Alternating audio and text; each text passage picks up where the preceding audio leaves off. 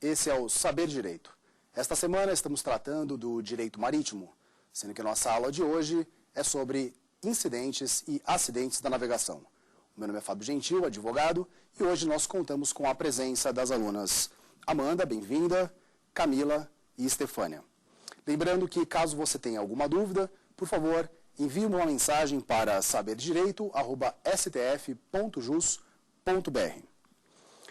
Na nossa última aula, nós tratamos dos contratos aplicáveis ao direito marítimo. Falamos de contrato de transporte, contrato de afretamento, enfim, de todos os contratos aplicáveis às relações do direito marítimo. Entre estes, nós tratamos dos contratos de compra e venda internacional. No âmbito do contrato de compra e venda internacional, eu quero relembrar com você a importância dos chamados termos internacionais de comércio, ou Incoterms. Os Incoterms são publicados pela Câmara Internacional de Comércio, pela ICC, sendo que sua última edição é do ano de 2010. Os termos internacionais de comércio, ou Incoterms, facilitam as negociações no âmbito do contrato de compra e venda internacional. Estes termos contêm em si mesmos a representatividade das obrigações assumidas por comprador e vendedor nestes contratos.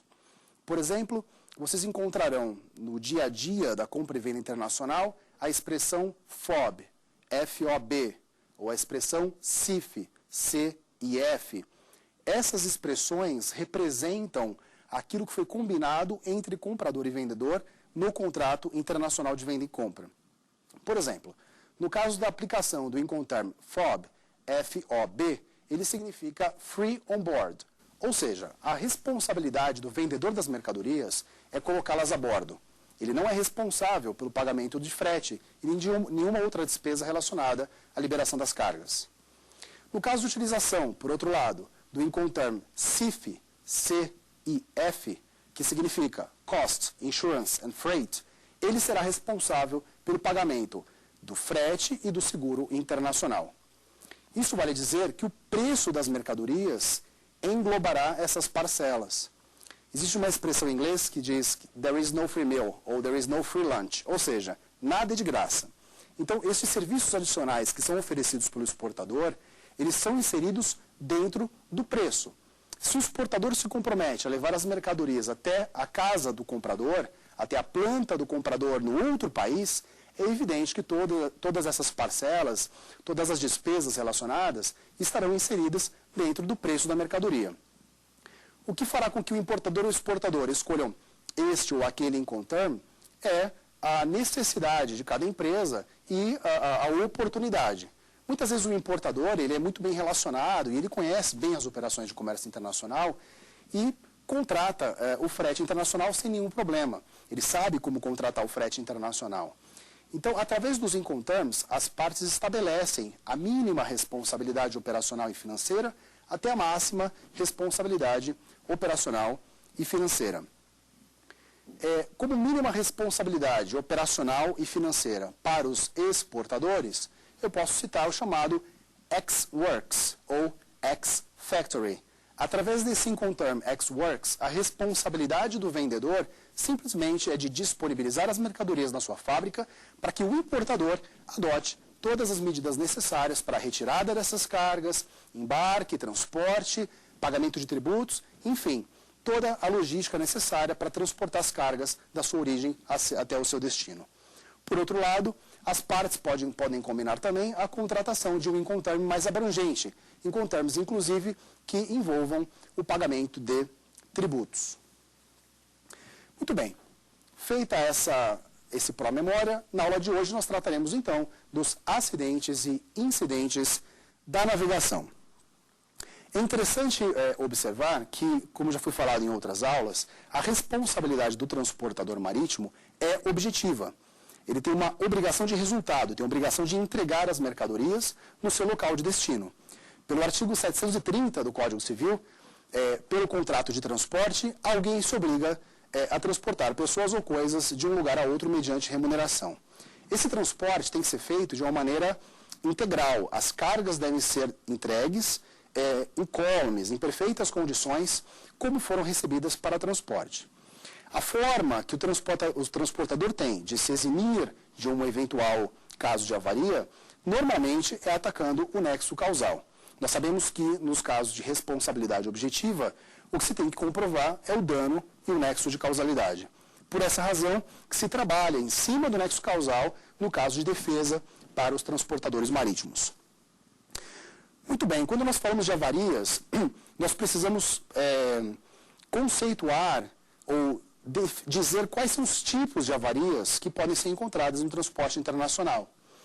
De uma maneira geral, nós temos as avarias chamadas avaria grossa ou comum e avaria simples ou particular. É normal as pessoas perguntarem, mas uma avaria grossa é uma avaria grande? É uma avaria de grande monta? Não.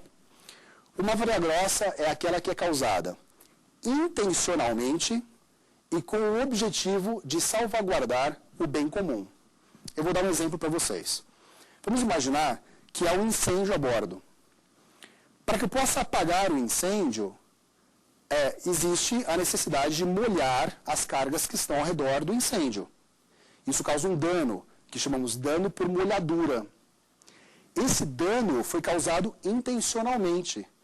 Por quê? Porque eu precisava salvaguardar um bem maior, que eram as vidas humanas a bordo da embarcação, as demais cargas e a embarcação em si.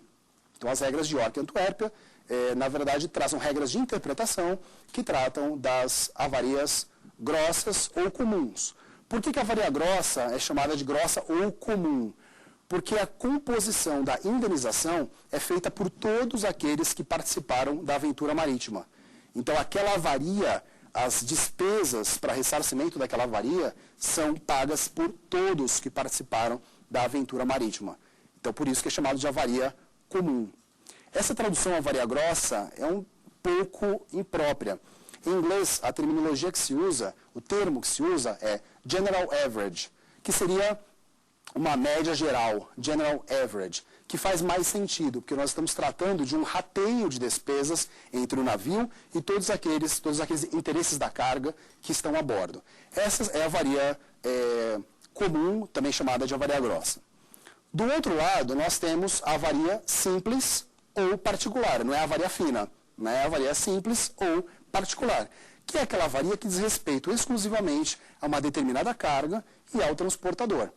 Então, vamos imaginar que durante uma operação de movimentação de cargas a bordo, um determinado container é avariado por um erro operacional qualquer. Isso é uma avaria simples, uma avaria particular, só diz respeito àqueles que estão envolvidos com aquela carga e ao transportador marítimo. Quando nós falamos em avaria grossa, nós temos vários tipos, né, de atos que podem ser considerados avaria grossa, e que são os termos interessantes que, como não poderia deixar de ser no direito marítimo, são termos difíceis. Por exemplo, alijamento. Alijamento é o ato de lançar ao mar, lançar fora determinadas cargas que estejam a bordo.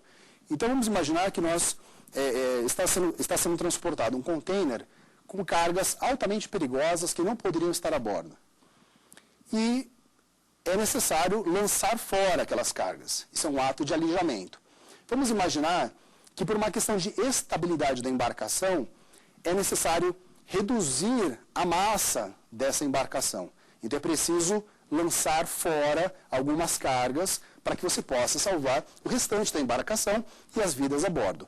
Isso se chama alijamento. Nós temos outros, por exemplo, varação. O que é varação? Varação em inglês nós chamamos de embeachment, que seria um empraiamento do navio. Ou seja, apontar o navio para uma praia e fazer um encalhe intencional. Então, é chamado varação, é um encalhe intencional. Então, existem vários tipos de acidentes e incidentes que são causados, que não são acidentes, são intencionais, mas para salvaguardar a vida humana e para salvaguardar um interesse maior. Então, esses casos são casos de avaria grossa. A avaria grossa tem que ser declarada pelo transportador marítimo. Essa avaria grossa vai estar sujeita a uma avaliação técnica. Esta avaliação técnica vai indicar se, de fato, foi um caso de avaria grossa ou se é uma avaria simples ou particular. E aí as seguradoras envolvidas e as partes interessadas serão chamadas a fazer a regulação desse sinistro. Quando nós falamos de transporte de cargas e de avarias, especialmente esses relacionados ao navio em si, um fator que tem que ser avaliado é a questão da estabilidade do navio. Todos os corpos, em geral, têm uma estabilidade que nós chamamos de estática e uma estabilidade dinâmica. E os navios funcionam dessa maneira. Todos os corpos possuem um centro gravitacional e um centro matematicamente ideal. Esse centro matematicamente ideal é chamado de metacentro. E o centro gravitacional é o G. Né? Para quem está no primeiro ano de faculdade, vai lembrar aí do que eu estou falando de gravidade. A diferença entre esse centro gravitacional e esse centro matematicamente ideal dá o que se chama GM, que é a altura metacêntrica do navio. E quanto menor ou quanto maior o GM, mais estável ou menos estável será uma embarcação. Por isso que é bastante comum, quando algumas cargas são deixadas para trás, então existe um overbooking, muitas vezes existe um overbooking, algumas vezes não é overbooking. Uma das justificativas que se dá é a questão do GM, porque o GM do navio, enfim, existe uma questão de estabilidade que não permitiu que essas cargas fossem embarcadas. Então, quando nós ouvirmos a expressão GM, estamos falando de altura metacêntrica, estamos falando de estabilidade do navio. Tá? E que é uma questão que é tratada pelos chamados planners. Os planners são pessoas altamente especializadas, que têm formação naval e que são devotadas ao estudo do melhor posicionamento das cargas a bordo. Ou seja, mais para cima, mais para baixo, mais para boreste, mais para bombordo, enfim, a meia nau. Então existe todo esse jargão, né, relacionado ao planejamento de cargas. E um mau planejamento, ele pode ocasionar acidentes severos, pode ocasionar um adernamento, o que é o adernamento? Né? Quer dizer, o navio não fica de lado, o navio fica adernado, o navio não fica para frente, o navio fica abicado, ele não fica para trás, ele fica derrabado. Então são expressões que vocês vão encontrar no dia a dia do direito marítimo e que vão indicar se essa embarcação está estável ou instável. E aí é muito fácil até hoje de encontrar na internet diversas fotografias de navios atracados e que afundaram por problemas de estabilidade, né? Problemas de carregamento. Toda vez que há uma operação de carregamento, a massa das mercadorias, quando você acrescenta cargas a bordo, existe um deslocamento do centro gravitacional. É interessante, aqui nós temos apenas moças, mas quando nós temos um grupo de homens e mulheres, tem uma brincadeira que se faz que é a seguinte: você coloca um rapaz e uma moça de mesma altura, com a testa encostada contra a parede, e pede para eles irem cada vez mais para trás e tentando levantar. Vai chegar um momento que só a moça vai conseguir levantar, o homem não. Por quê? Porque o centro gravitacional das mulheres é mais baixo do que dos homens. Então as mulheres são mais estáveis. Olha que informação maravilhosa. Então as mulheres têm mais estabilidade. E os corpos, em geral, todos os corpos têm o seu centro gravitacional. E a tendência do centro gravitacional é se encontrar. Então, quando existe alteração de massa, a tendência do centro gravitacional é se movimentar para que haja o equilíbrio. A natureza busca o equilíbrio. Né? Na verdade, eu ouvi esses dias que todo extremismo é irracional. Né? E é verdade. E, na verdade, a natureza busca o equilíbrio e não é diferente nas operações de carregamento e descarregamento de cargas. Então, é importante que, num caso como esse, seja feita uma análise técnica, seja chamada uma empresa, uma especialista no assunto, para realizar uma vistoria e para identificar efetivamente o que aconteceu. Um outro tipo de avaria muito comum, que nós encontramos todos os dias no direito marítimo, são avarias a contêineres contendo cargas refrigeradas, ou os chamados contêineres reefer. Por que esses contêineres geram tantos problemas? É fácil de entender. O container reefer é um container especializado, é um container que tem mais componentes do que um container dry, que é um container de cargas secas. E, por essa razão, ele está sujeito a mais hipóteses de avarias. É muito comum acontecer o chamado hot stuffing, ou estufagem quente das mercadorias. O container reefer, ou refrigerado, ele não existe para resfriar ou para congelar as mercadorias. Ele existe para manter a temperatura das cargas. Isso é totalmente diferente do que promover o resfriamento ou promover o congelamento. As cargas já devem chegar resfriadas ou congeladas no momento da estufagem. Uma experiência que a gente pode fazer é quando você coloca, por exemplo, acabou de fazer um brigadeiro quente e põe na geladeira. Esse brigadeiro quente ou qualquer outro alimento quente poderá estragar a máquina da geladeira, porque a geladeira vai ficar tentando roubar calor daquele alimento para promover o resfriamento que foi programado. Então ela vai trabalhar muito mais, durante muito mais tempo do que o necessário, porque existe um alimento quente dentro da geladeira, ela não existe para isso. Uma outra avaria que acontece em containers reefer com muita frequência é por erro de estufagem. O container refrigerado, ele não pode ser estufado existe uma linha dentro do container reefer que indica a altura máxima de estufagem. E essas cargas, as cargas dentro do container reefer, precisam ter um espaço entre si para fluxo de ar. Então, é bastante comum encontrar a seguinte avaria. Você abre o container, as cargas de cima super congeladas e as cargas do centro derretidas. Por quê? Porque não houve fluxo de ar adequado entre as mercadorias. Então, é extremamente comum que isso aconteça. Da mesma maneira que é extremamente comum que, nesses casos, o aparelho responsável pelo resfriamento quebre. A máquina do container reefer acaba quebrando, porque ele vai trabalhar muito mais do que o necessário, ele vai entender que o resfriamento não está acontecendo de maneira adequada e ele possivelmente quebrará. Então são questões que precisam ser analisadas. Todo container reefer, antes de ser entregue para uma aventura marítima, para um transporte internacional, ele passa por uma verificação prévia, uma análise, uma inspeção prévia, chamada PTI, que é Pre-Trip Inspection, ou seja, uma inspeção preliminar à viagem. PTI. E esse PTI indicará se esse container está funcionando adequadamente e se ele está alcançando a temperatura que foi solicitada pelo exportador, que é chamada de set point. Set point. Set point, então, é a temperatura desejada. É muito fácil a gente perceber os casos de hot stuffing analisando as temperaturas que são apresentadas pelo container. Você tem um set point, vamos dizer, de menos 18 graus Celsius.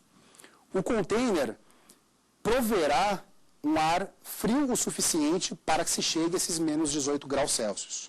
Essa temperatura é a temperatura de suprimento, chamada supply, temperatura de supply. E existe um ar que sai do container, que é chamada temperatura de retorno, ou a temperatura de return. Quando a diferença entre a temperatura oferecida e a temperatura percebida é muito grande, é sinal que as cargas dentro do container estão quentes. Se você tem o container alimentando a menos 18 e saindo mais 25, então é sinal que as cargas dentro do container estão quentes. E esse é um tipo de avaria extremamente comum com relação a containers reefer.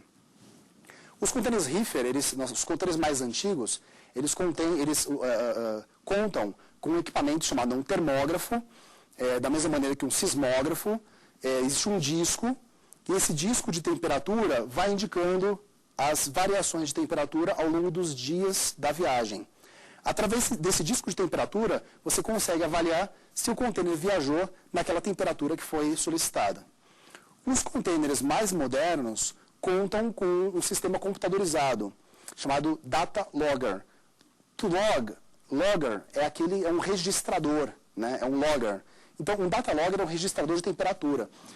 O que deve ser solicitado ao transportador é o download dessa informação, e esse data logger indicará se as mercadorias foram transportadas na temperatura desejada, se houve variações, se o container foi desligado.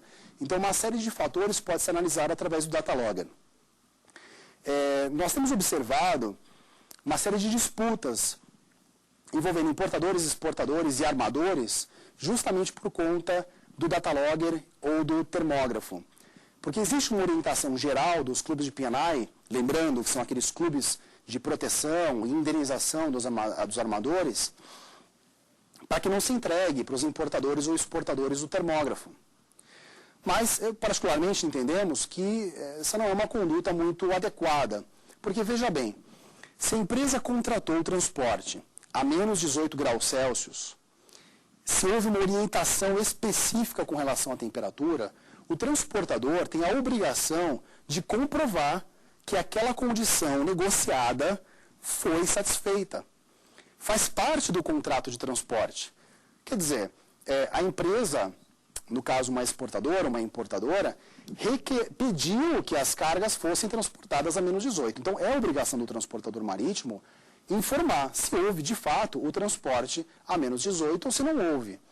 É evidente que isso passa por questões procedimentais. As empresas, por uma questão de autoproteção, evitam entregar certos documentos que poderão ser utilizados contra elas. Mas, do ponto de vista do contrato de transporte, do ponto de vista contratual, seria sim uma obrigação do transportador comprovar que as mercadorias foram efetivamente transportadas naquela temperatura requerida. Muito bem, uma questão que também deve ser observada é com relação à descrição de avarias nos contêineres. Os terminais de carga e descarga possuem controles do estado em que o contêiner está sendo embarcado, do estado em que o contêiner está sendo desembarcado. Através dos chamados termos de avarias, no caso de um desembarque, é comum encontrar as seguintes avarias: amassado, arranhado e enferrujado. Se mais de 90%, ou quase todos os contêineres, vêm com amassado, arranhado e enferrujado, então logo isso deixou de ser avaria, passou a ser a regra. E é normal, porque container é feito para tomar pancada. Container não tem que ser bonitinho. O container só é perfeito quando sai da fábrica. Depois disso, ele está sujeito a choques mecânicos. Está sujeito, ou seja, a pancada. É perfeitamente normal. É evidente que existe um controle de quanto amassado ele pode estar, de quanto arranhado ele pode estar. Os containers, eles devem respeitar a norma da ISO, que é a International Standardization Organization, ou seja, a Organização Internacional de Padronização, ISO.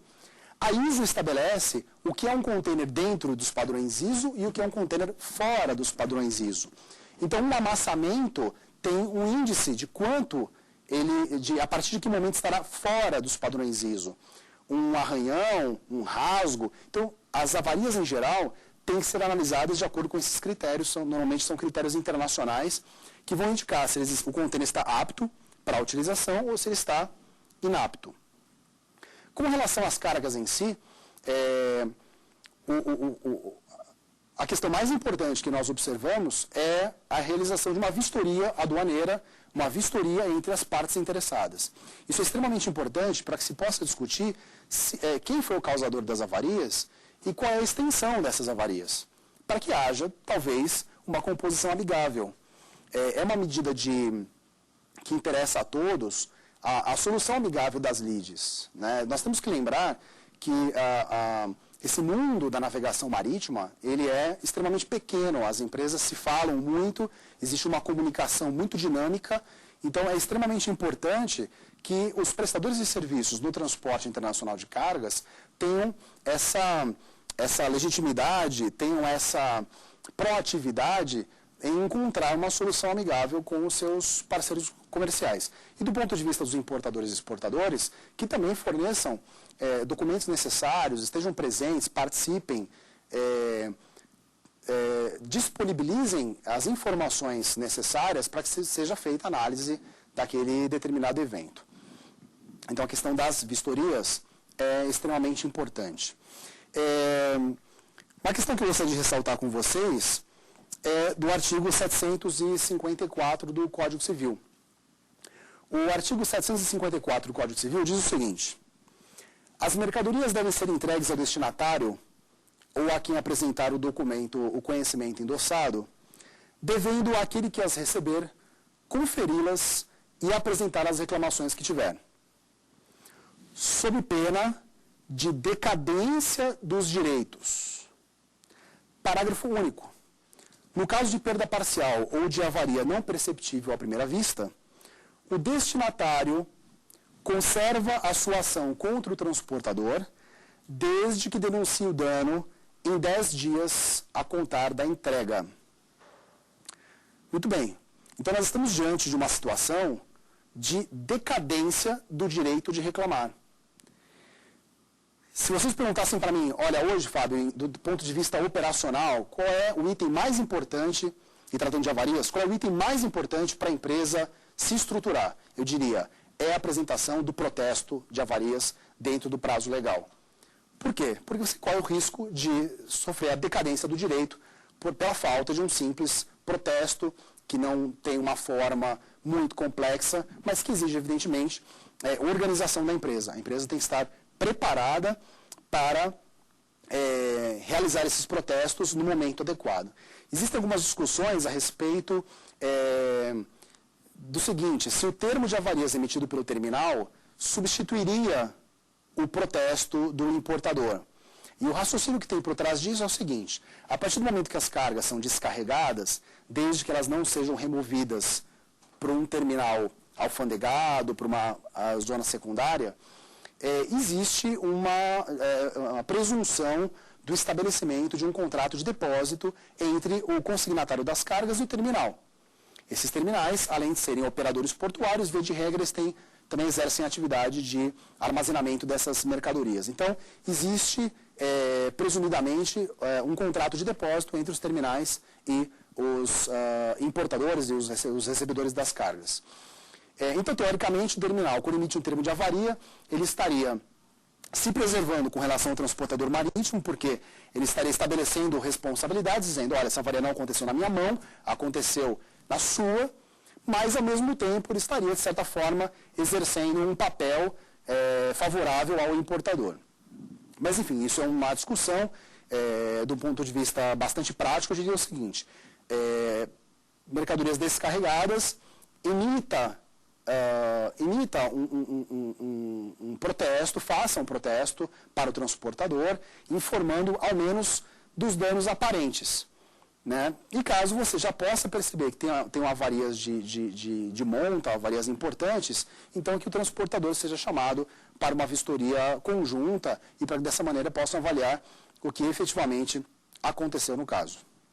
Então, tratando das avarias de cargas, acidentes e incidentes da navegação, uma questão que sempre é suscitada é a da limitação de responsabilidade, ou limitação do valor a ser indenizado. Nos termos das regras de AIA-WISB, depois o Protocolo de Hamburgo, enfim, convenções internacionais que tratam da matéria, existe uma limitação de responsabilidade chamada Per Package Limitation, que é uma limitação por pacote transportado.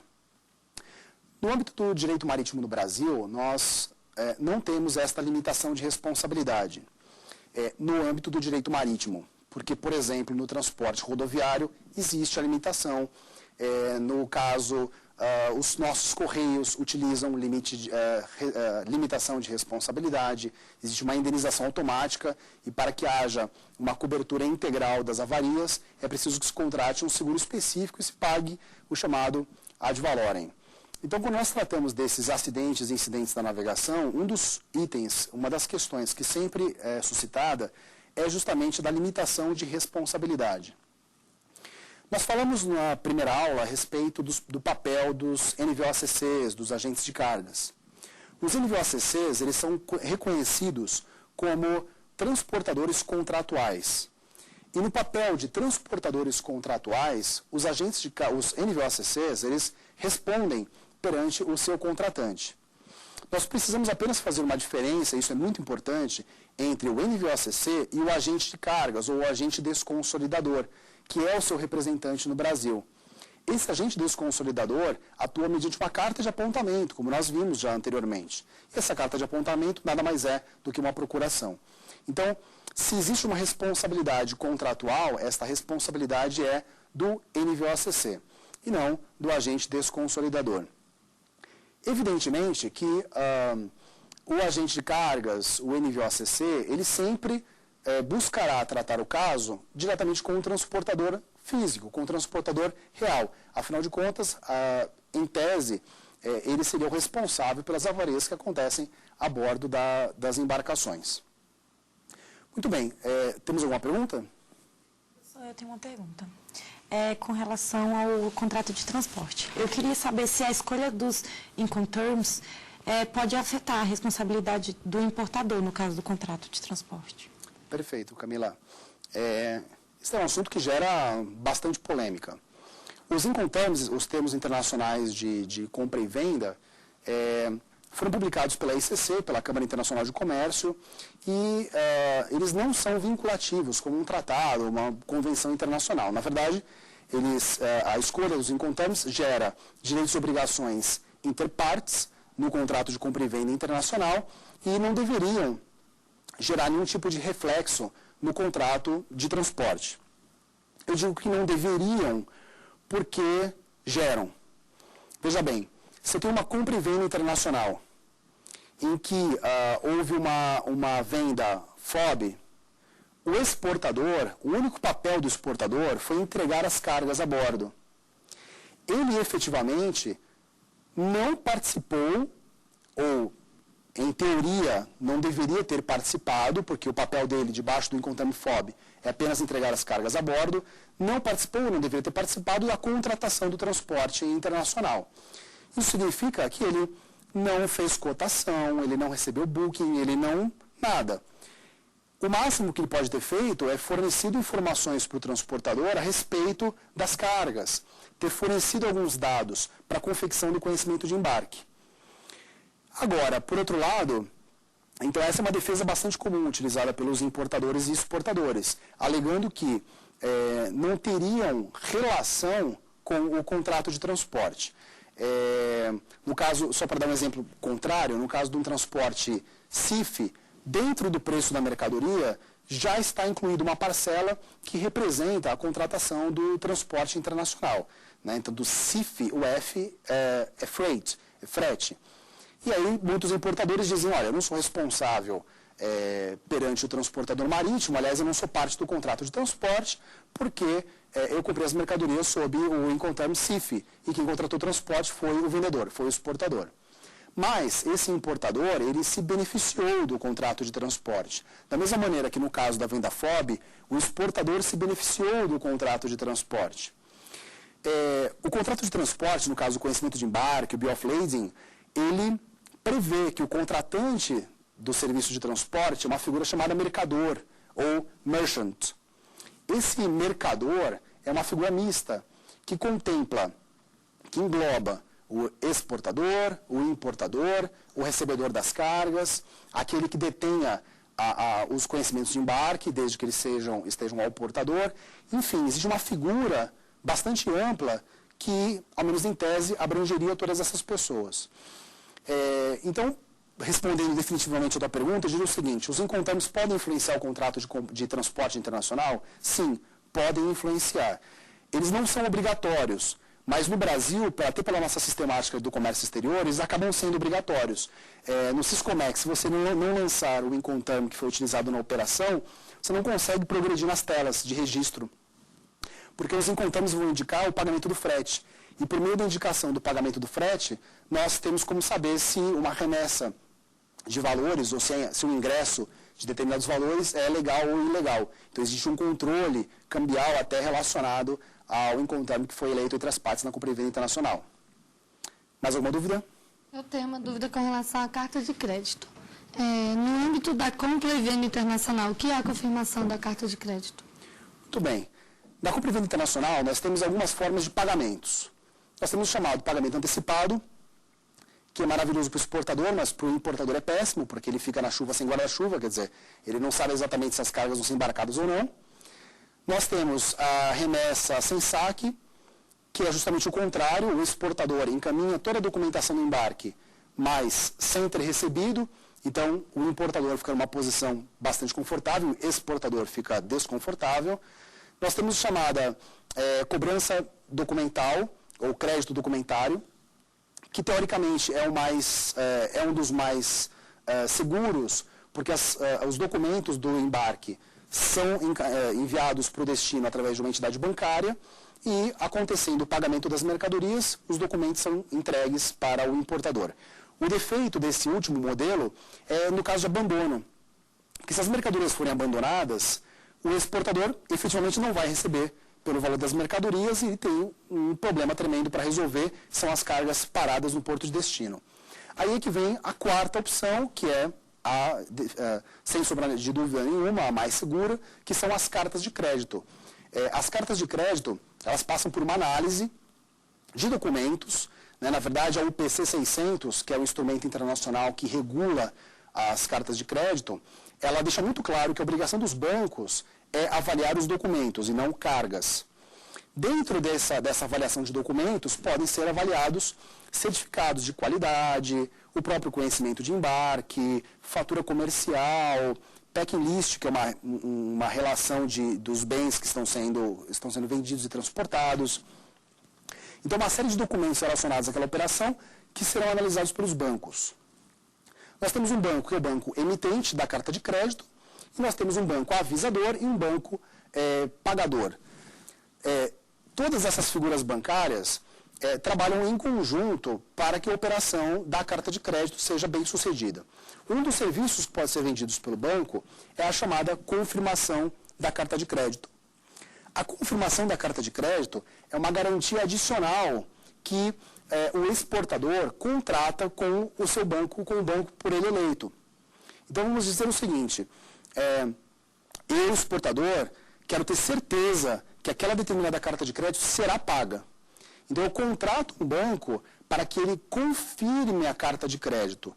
Então, além de fazer toda a análise documental e além de encaminhar essa documentação, ele verificará se existe algum tipo de divergência ou a expressão adequada que é discrepância. Havendo alguma discrepância, não deve ser feito o pagamento dessa carta de crédito. Corrigidas as discrepâncias, eventuais discrepâncias, desde que passíveis de correção, o banco acrescentará à carta de crédito uma chancela, que é justamente a confirmação da carta de crédito. A partir desse momento, o banco se torna solidariamente responsável e solidariamente obrigado a pagar a carta de crédito.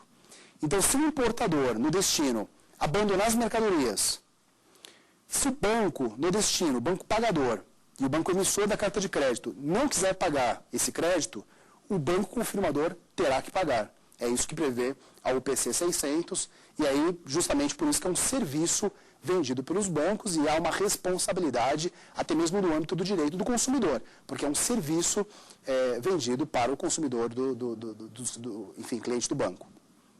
Mais alguma dúvida? Professor, eu gostaria de saber em quando tem prescreve as ações indenizatórias em caso de avarias. Muito bem. As ações indenizatórias, nos termos do Decreto-Lei 116/67 e nos termos da Lei 9611 de 98, prescrevem em 1 ano. Existe uma discussão a respeito disso, porque o Código Civil, ele diz que as ações indenizatórias prescrevem em 3 anos. Mas nós sabemos que a lei especial, ela se sobrepõe à lei geral. Então, existe o Decreto-Lei 116/67, que está em vigor, e que diz que trata especificamente de avarias, e ele aponta como prazo de 1 ano. A Lei 9611 de 98, que é a lei do operador do transporte multimodal, também fala em 1 ano. E aí, partindo daquele princípio que quem pode o mais, pode o menos, se para o multimodal o prazo é de 1 ano, para o unimodal, porque seria diferente, né? Mas há quem defenda que esse prazo seria de 3 anos. A de cautela, se vocês estiverem um dia representando um reclamante, adotem o prazo de 1 ano, que é mais seguro e, enfim, afastará uma discussão desnecessária a respeito da questão prescricional. Bom, vocês têm mais alguma dúvida? Eu tenho, professor, sobre o uso dos incoterms. Eu queria saber se o uso dos incoterms é suficiente para regular as relações entre comprador e vendedor. Então, na verdade, não. Isso é um erro comum. Nós encontramos isso com alguma frequência. As partes da compra e venda internacional acharem que a simples fatura comercial seria suficiente para regular as relações entre as empresas e que a eleição de um incoterm já guardaria em si própria tudo aquilo que as partes devem cumprir, os seus direitos e obrigações. Na verdade, isso é um erro. As partes devem ter um contrato de compra e venda internacional. até porque existem outras questões que devem ser reguladas e que o Incoterm não traduz.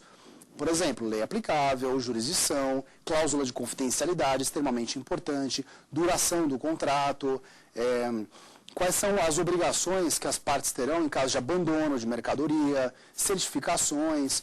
Então, quer dizer, existe uma série de outras obrigações que não são tratadas pelos Incoterms. Basicamente, os Incoterms vão tratar da obrigação de pagamentos, vão tratar da entrega das mercadorias, do momento da entrega das mercadorias, do pagamento de tributos, vão tratar da questão da tradição dos bens. É interessante a gente perceber que, a partir do momento que o exportador entrega as cargas para o transportador marítimo, existe uma tradição ficta das mercadorias. É como se ele efetivamente tivesse entregue nas mãos do importador. Mas, na verdade, não. Na verdade, ele entregou nas mãos do transportador. Então, existe uma tradição ficta. Então, existe todo um complexo de relações que precisam ser tratadas por meio de um contrato. Esse contrato, claro, é feito numa língua comum, normalmente o inglês, ou nas línguas mães dos dois países envolvidos, com a eleição de qual língua será preponderante em caso de divergência, porque há divergência de interpretação de uma língua para outra. Então, todas essas questões precisam ser tratadas num contrato formal, um contrato muitas vezes levado a registro para que tenha eficácia, enfim, que contemple todos os mecanismos de defesa. Eu sempre costumo dizer o seguinte: um contrato tem que começar, a primeira coisa que você tem que pensar é como que ele vai acabar. Né? Então, o contrato, você começa pensando em como ele vai terminar. No começo, é aquele namoro, né? Tá tudo muito bem, tá tudo ótimo, a mercadoria é maravilhosa, você é um comprador que me interessa e tá todo mundo feliz.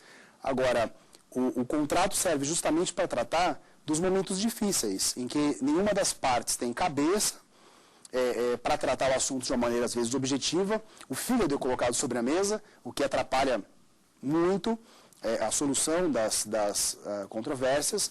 Então, justamente nesse momento que um contrato bem estruturado, ele dará às partes as ferramentas necessárias para resolver eventuais disputas entre si. Mais alguma pergunta? Eu tenho uma pergunta. Eu queria saber se existe algum seguro que cubra a responsabilidade dos transportadores. Sim, existe. Além dos clubes de P&I, que são as seguradoras por excelência. Na verdade, não são seguradoras, porque elas têm o clube de P&I tem algumas características diferentes das seguradoras. Né? Uma das características é que os clubes de P&I são administrados pelos próprios membros. Uma outra característica é a questão da formação do prêmio.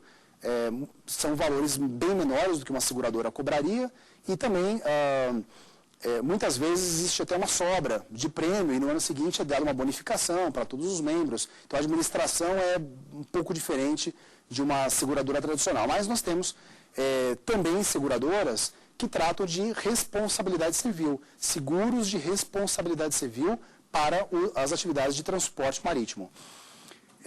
Hoje, uma questão, tratando de seguro, se tem discutido muito a possibilidade da contratação de um seguro para os agentes de cargas. Porque os agentes de cargas conseguem ser estipulantes de contratos de seguro de cargas. Então, o NVOCC tem um cliente, ele explica para o cliente que no âmbito daquele contrato, se acontecer uma avaria, haverá uma limitação do valor indenizável, até mesmo de acordo com as regras modelo da FIATA e de acordo com as convenções internacionais e com aquilo que foi combinado entre as partes, e de repente o importador fala que não concorda, porque ele acha, o importador ou o exportador acham que, no caso de uma avaria, eles querem ter uma indenização integral.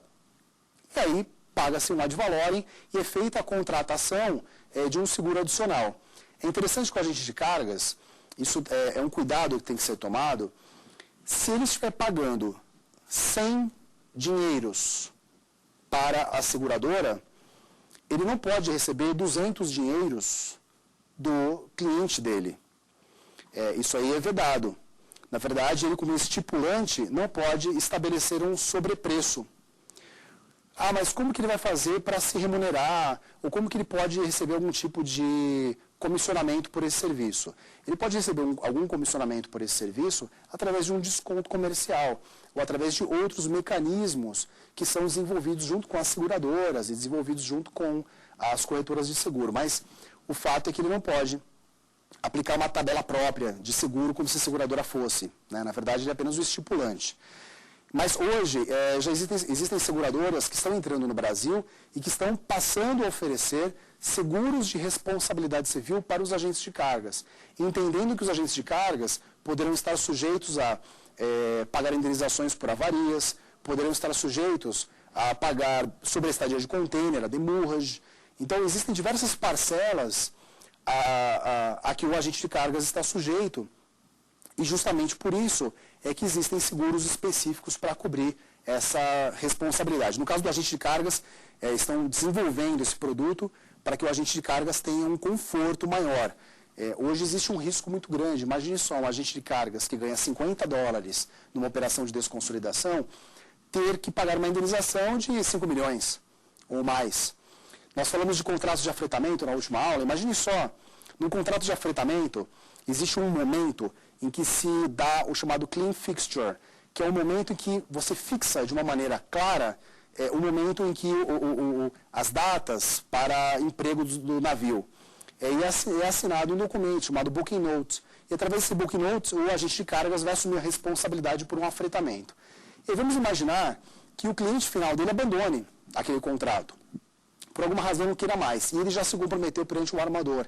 Então, é possível que ele seja chamado a pagar o chamado frete morto, que é o frete que não aconteceu, né? Então, o navio foi disponibilizado, mas aquele frete não aconteceu. Então, por isso ele é chamado frete morto.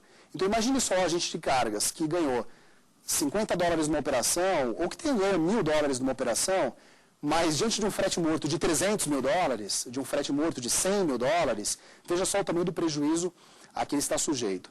Então, é por isso que diversas seguradoras têm passado a investir nesse produto no Brasil. Esse produto que já existe em outros países. Alguns agentes de cargas internacionais, que têm escritórios no Brasil, escritórios no exterior, fazem contratos de guarda-chuva no exterior e são contratos que possuem tentáculos que acabam abrangendo os agentes representantes do Brasil. Então, assim, o contrato de seguro no âmbito do direito marítimo, ele é fundamental. Nós estamos falando de cifras extremamente altas, estamos falando de responsabilidades extremamente graves, e é por isso que os prêmios pagos nessa área são prêmios normalmente bastante elevados. Interessante observar que nos seguros marítimos não se fala em franquia. A expressão franquia não é utilizada. A expressão que se utiliza é dedutível, que vem do direito inglês, que é o deductible. Então, existe um dedutível, que é a franquia, né? No final das contas, é a franquia. Mas a expressão técnica que se utiliza não é franquia. A expressão técnica que se utiliza é dedutível. Existem outros critérios bastante interessantes. O seguro marítimo, ele possui peculiaridades. Na hora da formação do risco, principalmente, da análise do risco, é muito importante que o corretor de seguros tenha conhecimento da área. Recentemente eu recebi uma corretora de seguros que passou a trabalhar com agentes de cargas e nós ficamos algumas horas conversando para que eles conseguissem formatar a ideia a respeito da responsabilidade dos agentes de cargas. Conseguissem entender, por exemplo, que a análise de risco está muito mais direcionada aos clientes do segurado do que ao próprio segurado. É interessante que, às vezes, o segurado ele não tem uma atividade de risco em si próprio, mas os clientes dele, sim. As cargas dos seus clientes, sim. Nós vimos, por exemplo, a questão das cargas refrigeradas, que são muito mais suscetíveis a danos do que cargas secas. Então, esse tipo de questão tem que ser analisada no momento da delimitação do risco, ok? Então, hoje nós falamos sobre os acidentes e incidentes na navegação, falamos sobre containers reefer, part low, data logger, uma série de um jargão muito particular. Então, você, estudante de direito, você profissional que quer trabalhar com direito marítimo, procure conhecer esse jargão de uma maneira profunda, procure estudar, porque isso ajudará muito na análise do direito marítimo no que diz respeito a acidentes e incidentes na navegação. Eu quero agradecer pela sua participação. Caso você tenha alguma dúvida, alguma pergunta, por favor escreva para saberdireito@stf.jus.br. Quem quiser rever as aulas pode visitar o www.youtube.com/saberdireitoaula. Nós também queremos convidá-lo a conhecer os demais programas da família Saber Direito no www.youtube.com/Saber Direito Responde e www.youtube.com/Saber Direito Debate. Muito obrigado, nos vemos na próxima aula. É isso aí, Direito Marítimo, embarque nessa.